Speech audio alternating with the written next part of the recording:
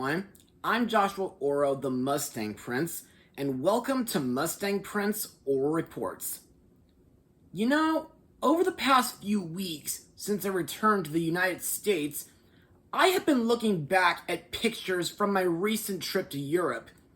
And you guys are not going to believe this, but while I was on a tour in Paris, I came across this name on one of the buildings.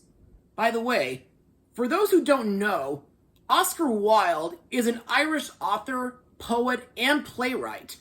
He became one of the most popular and influential dramatists in London in the early 1890s, and he was regarded by many as the greatest playwright of the Victorian era. Wilde is best known for his Gothic novels, his epigrams, plays, and bedtime stories for children. However, in my eyes, one of Wilde's most interesting stories is his humorous 1891 short story, The Canterville Ghost. It's a story about an American family who moved to a castle haunted by the ghost of a dead English nobleman who supposedly killed his wife and was then walled in and starved to death by his wife's brothers. Like several stories that folks know and love, like Robin Hood, King Arthur, Oliver Twist, A Christmas Carol, and others, there have been several adaptations of the Canterville Ghost, whether being stage or screen. However, the film version that I'll be looking at tonight is an animated version that came all the way from the UK, thanks to Shout Factory. But is this movie worth checking out? Well, let's find out. Released in the United Kingdom on September 23rd, 2023, and to North American DVD on February 13th, 2024, the movie is The Canterville Ghost. So, on for the plot of the film.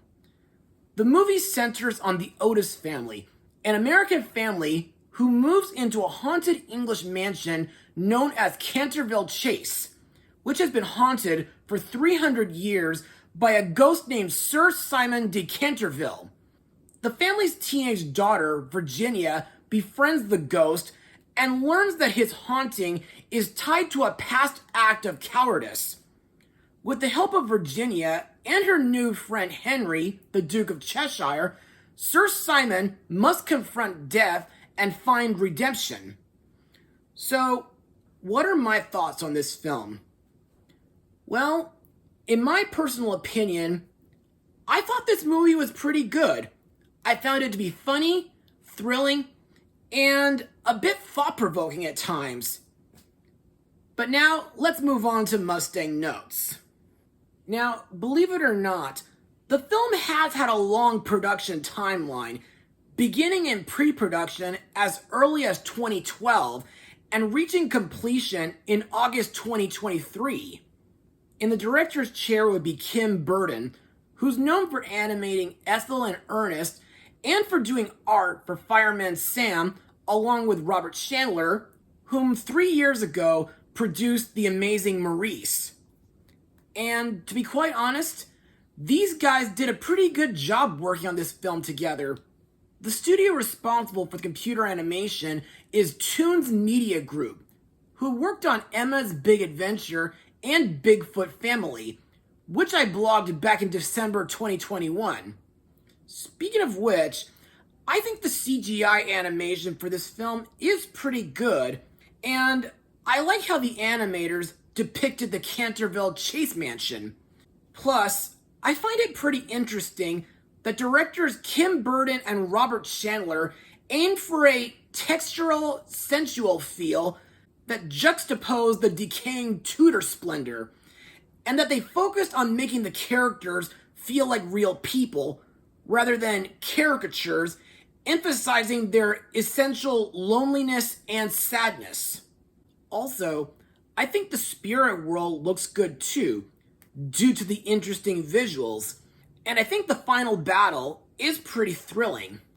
As for the story, well, even though I haven't read the original Oscar Wilde book yet, the plot kind of makes me think of films like Disney's Watcher in the Woods, Beetlejuice, and ghostly gallop from Sophia the First.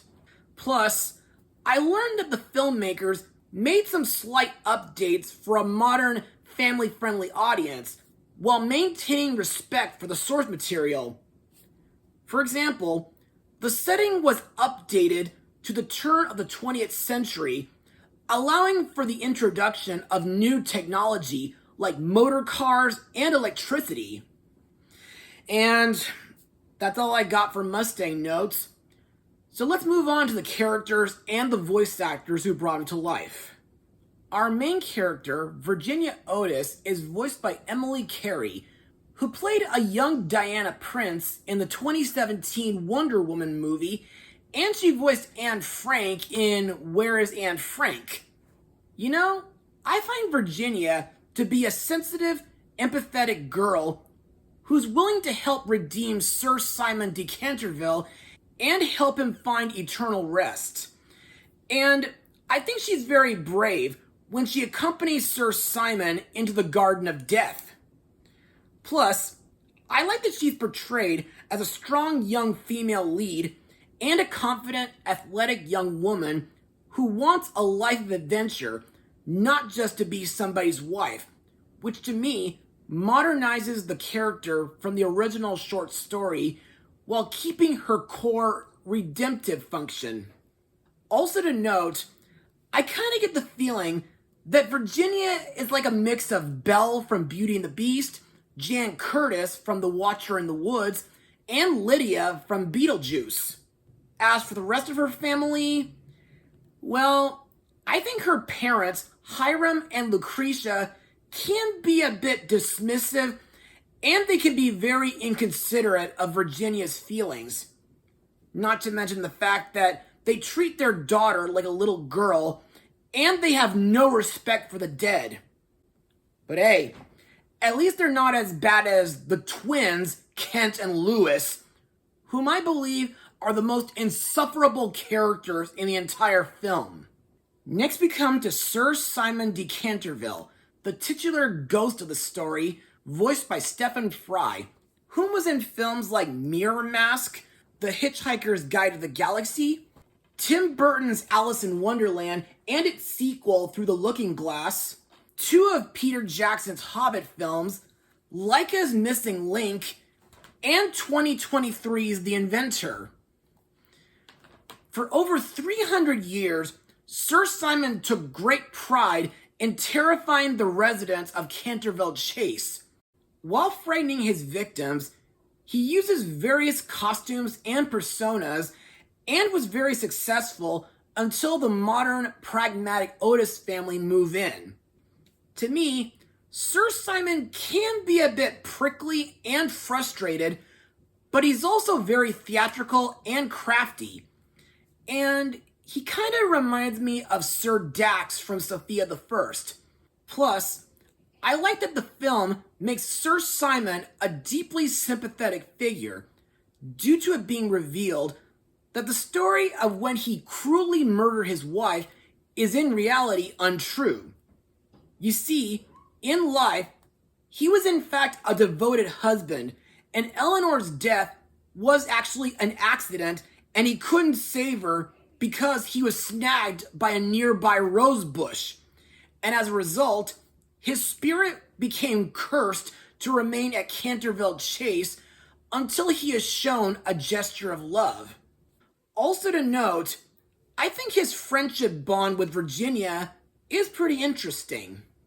Next up is Virginia's love interest, Henry, Duke of Cheshire, voiced by Freddie Highmore, best known from Finding Neverland, Tim Burton's Charlie and the Chocolate Factory, the Arthur and the Minimoys trilogy, the Spiderwick Chronicles, and 2009's Astro Boy. In my eyes, Henry is a sweet and a bit of a bumbly young man, and I like that in this version, Henry actively joins Virginia in her quest to solve the mystery surrounding Sir Simon's curse. Plus, I think he is very brave when helping Virginia when she's in danger. Also to note, Henry's title as Duke of Cheshire kind of makes me think back to when I was a Duke of Cheshire 10 years ago in musical theater village's Alice One Cat's Tale. Moving on, we also have Mrs. Umney, voiced by Imelda Staunton, whom was in Aardman's Chicken Run films, Arthur Christmas, and the Maleficent films. And of course, she's famous for playing the infamous Dolores Umbridge in the Harry Potter film series. Anyway, Mrs. Umney is the loyal, long-serving housekeeper of Canterville Chase, who is deeply connected to the history of the house and its supernatural occurrences.